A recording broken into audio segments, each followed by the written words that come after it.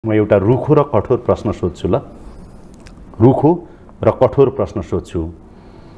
राज्यले नेपालको राज्यले र राजनीतिक कर्मीहरूले अप्रत्यक्ष रूपमा नेपाली जनतालाई विदेशमा बेचेर अनि जीडीपी को 25% रेमिटेन्स भित्रियाएर इन्जोय गरिरहेका छन्। जनता बेचिरहेको छ राज्यले र नेपालका राजनीतिक कर्मीले अप्रत्यक्ष रूपमा। मैले भनेर भने हैन, तपाईले आक्रोशपूर्वक यो भन्नुभयो भने तपाईले भन्ने ठाउँ छ। म राजनीतिक पार्टीको मान्छेको हिसाबले यो गलत भनिस् भनेर मैले भन्न गाह्रो कुरा हो।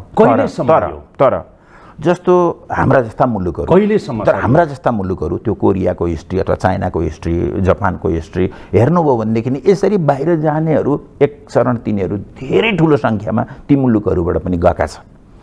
हामी कहाँ पनि गएका छन्।